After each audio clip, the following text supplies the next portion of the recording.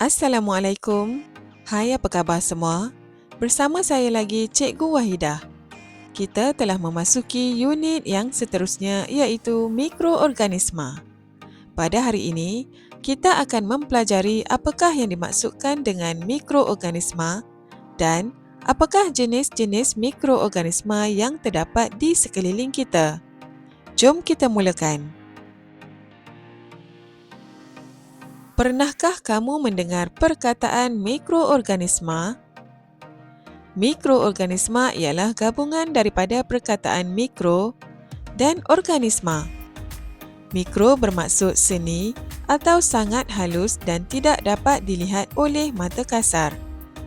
Organisma pula bermaksud hidupan. Oleh itu, apakah yang dimaksudkan dengan mikroorganisma? Mikroorganisma ialah hidupan seni yang tidak dapat dilihat oleh mata kasar. Kebanyakan mikroorganisma dapat diperhatikan dengan menggunakan alatan khas seperti mikroskop. Mikroorganisma hidup bersendirian atau secara berkumpulan. Terdapat 5 jenis mikroorganisma di sekeliling kita iaitu fungi, bakteria, alga, protozoa dan virus. Mari kita kenali setiap jenis mikroorganisma tersebut serta ciri-cirinya. Yang pertama ialah fungi. Fungi boleh ditemukan di udara, air, tanah dan pada hidupan lain. Fungi hidup dengan mereput atau mengurai objek yang menjadi tempat tinggalnya. Hasil pereputan tersebut diserap sebagai nutrien. Fungi membiak melalui spora. Contoh fungi seperti Rhizopus atau kulat roti, Penicillium dan yeast. Jenis mikroorganisma yang kedua ialah bakteria. Bakteria wujud dalam bentuk sfera, rod atau lingkaran.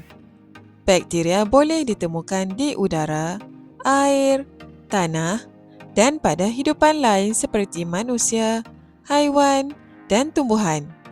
Bakteria hidup dengan menyerap nutrien daripada benda hidup lain.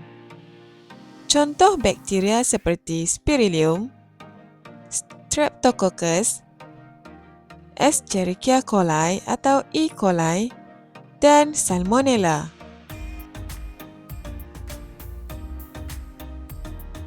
Jenis mikroorganisma yang ketiga ialah alga. Alga mempunyai sifat tumbuhan. Alga mempunyai klorofil untuk menghasilkan makanannya sendiri melalui proses fotosintesis. Contoh alga seperti Chlorella, Chlamydomonas dan Volvox. Ini adalah Chlorella apabila dilihat di bawah mikroskop.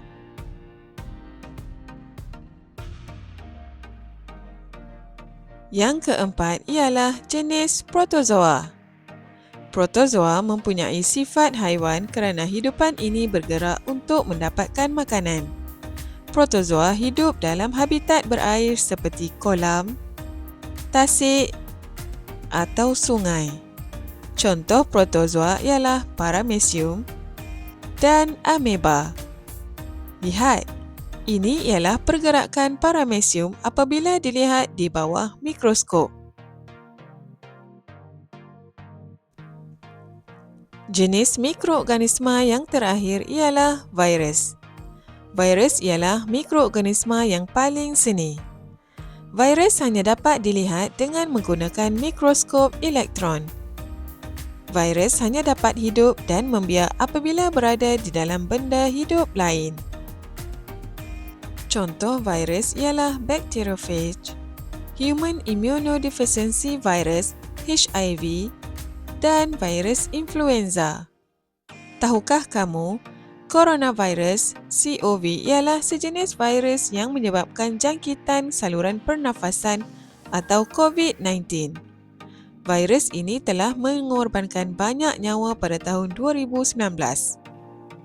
Baiklah murid-murid, sampai di sini dahulu pembelajaran kita pada hari ini. Jumpa lagi untuk tajuk yang seterusnya. Assalamualaikum.